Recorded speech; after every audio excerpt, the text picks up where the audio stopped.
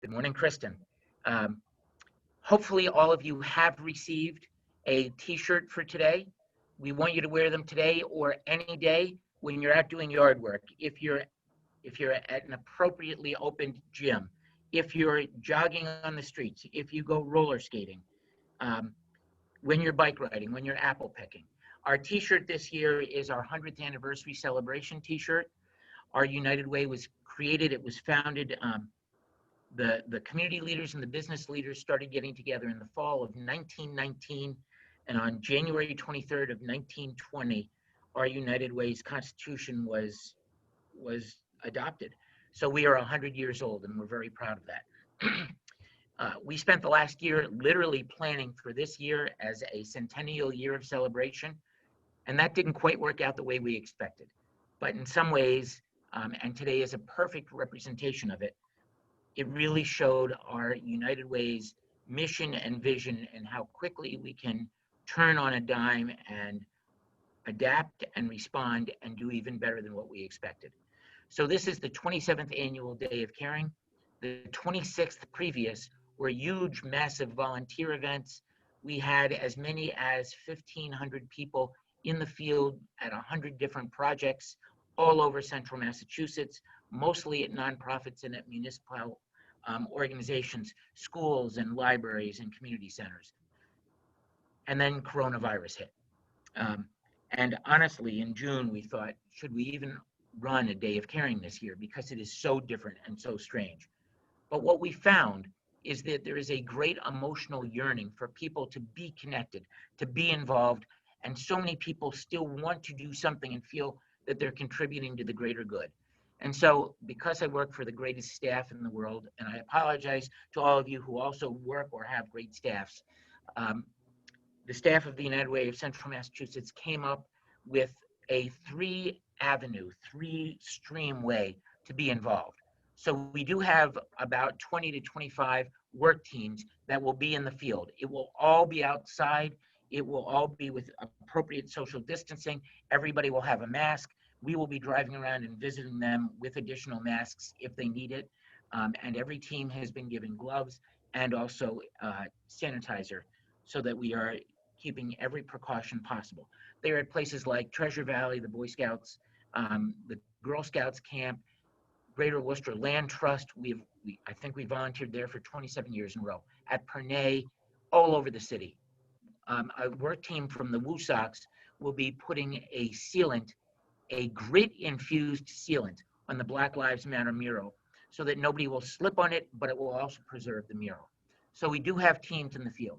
We also have virtual volunteerism. We are promoting the census in a big way. The census is deeply important, and I'm sure all of you have already filled it out. We know that the census drives representation in Washington, and that representation also brings back our tax dollars for our city and our community, our schools, our roads, our hospitals, our healthcare, our public services. So we're promoting and doing virtual calling to anybody who has not yet filled out the census. And we're working with the city, we're working with Worcester Interfaith, we're working with Seven Hills, especially Worcester Community Action Network, and the Family Resource Center on that. And then we're doing remote volunteerism. We have people in their homes who are going to be writing note cards to all of our kids who went back or who have come back to school this Tuesday to give them words of encouragement, to keep them on track and to tell them they are just amazing kids. But we also have, and I see my great friend Liz Hamilton, who runs the Extraordinary Boys and Girls Club. We have a food drive going on for the Boys and Girls Club. All through the last 6 months of the coronavirus, every Friday, the Boys and Girls Club had fresh or free fresh vegetables and fruits every Friday. But today we're doing a food drive. Anybody and everywhere can do it. Go through your food pantry. Any non-perishable, non-expired food, unopened, can be donated to the Boys and Girls Club. If you can't get to the Boys and Girls Club, you can give it to us at the United Way, and we'll make sure it gets into our food pantry network. And then the other thing is, for people who want to connect with our kids, we do have an Amazon link set up so that anybody who wishes to buy school supplies, we will collect those and donate them to kids. If you want to go to a local store, If you want to go to CC Lowell, a great Worcester store, and buy art supplies, we will make sure it gets to places like Main Idea or to Creative Hub or to nonprofit groups that are promoting the arts. So we are thrilled that you're here with us for our 27th annual. It is a different kind of day of caring. I apologize I spoke so long. I wanted to give you some sense of what we're doing today. And Cheryl, thank you. Emily, if you see that, if you can put the Amazon link, and there it is. Mr. City Manager, my friend for more than 14 years, former state senator, and I will always remind everybody, the first time I met State Senator Augustus, it was at the Worcester Youth Center 14 years ago, where he was running a meeting about the importance of high school graduation, and he brought in an expert, one of the, I think it was the director for the Northeastern Center for Labor Studies, Andrew Sum. I have told the city manager that I have quoted him for a while weekly, but probably monthly. And when you talk about impact, that work affected our United Way such that we put significant dollars into youth development, early education, and our summer literacy initiative, all because of that one meeting that lasted all of 1 hour. Ed Augustus creates impact wherever he goes that makes our community stronger and better. I am proud to call him a friend. I am thrilled that he is our city manager. Well, thank you, Tim, for that generous introduction. I really appreciate it, and I appreciate your friendship, and I appreciate all that the United Way does for the city of Worcester. We've all heard the phrase, it was the best of times, it was the worst of times. That certainly defines 2020. We have had a year like no other, and we're not quite done with it yet, or it's not quite done with us yet. We did get word yesterday that unfortunately Worcester's been moved up to the red zone because of our increases in coronavirus cases in the last couple of weeks. And you know, we're working hard. We'll be doing a press conference later today to talk about some of the new measures that we'll be taking to address that in partnership with the state. But we're going to do that press conference outside the currently constructed South High School. So even as we, deal with the coronavirus, we're still rebuilding the city. We're still investing in the city. We're still making a difference for life after coronavirus. And South High School is one of two brand new high schools that we're building, about $500 million worth of new high schools, new educational facilities that the city of Worcester is constructing to make sure that our kids have all of the educational facilities that a 21st century education demands. And so the ballpark gets a lot of attention, rightfully so, and it's going to have its own impact in our city. But in the meantime, we're building the equivalent of 5 ballparks in new high schools in the city of Worcester, and that's equally going to impact our community in the future. Tim talked a little bit about, before some of you joined, when this virus first hit the city and Massachusetts, we quickly got together, and as usually the case when there's a crisis, one of our first calls is to the United Way. And we talk about what are we going to do as a community to respond, to position ourselves, to make sure the most vulnerable in our community are not lost in our response. And the United Way, Greater Worcester Community Foundation came together. We created the Together for Worcester Fund.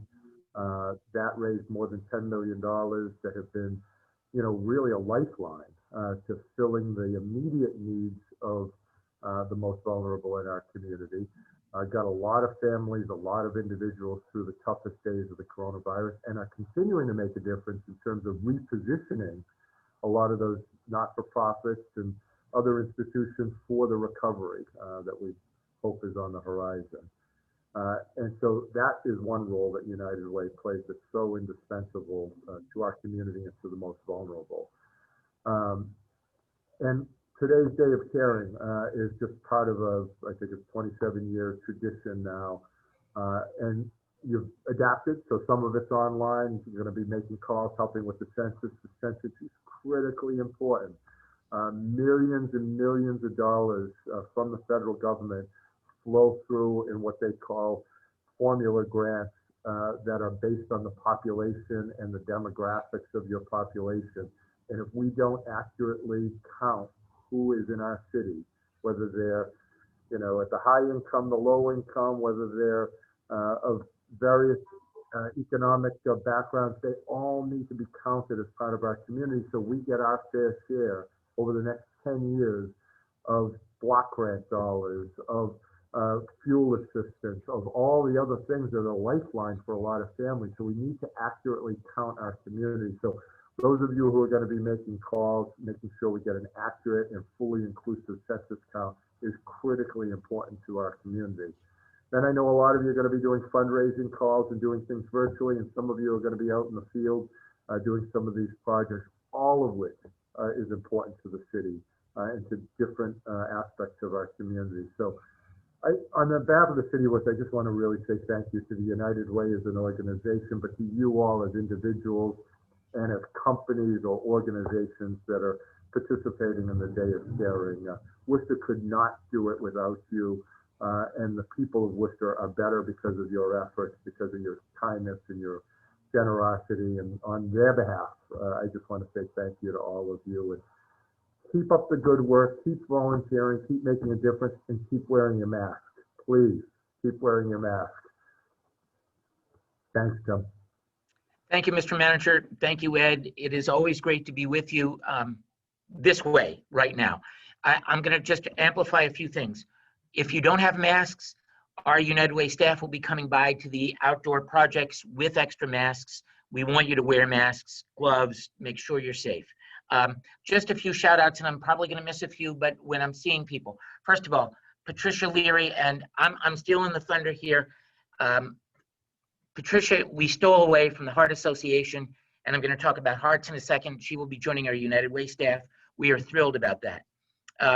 I see Dean Messier from Imperial Distributors runs an amazing United Way campaign, is involved in everything that we do with volunteers.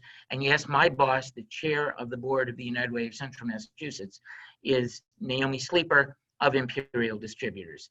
I see Kristen Mayotte of U Inc. and soon to be the Boys and Girls Club, which is a perfect, amazing move. And so we always thank U Inc. and the Boys and Girls Club. Bob Bureau, and Bob, when I see you, I also have to think of your other half, Ann and Worcester Community Connections, and how they make our community so strong and tight. I see my friend, my colleague, my coworker, Paul Soucy, and the importance of organized labor in all of this always. And yes, Paul, right there, that is the union bug. We will buy local, we support unions, and we support organizations and businesses owned by people of color. We are trying to use our buying power to make our community stronger, and we will always do that. I saw National Grid on the call, and when the city manager talked about the beginnings of the Worcester Together Fund, the first big donor was National Grid, and they have been with us 27 years in the field.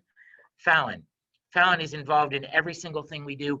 Cheryl, I believe, I don't know if you're in the field or if you're doing phone calling, or if you are probably doing both. Phone calling while you're in the field, shoveling wood chips and calling people on the census, because that's what we've now expected.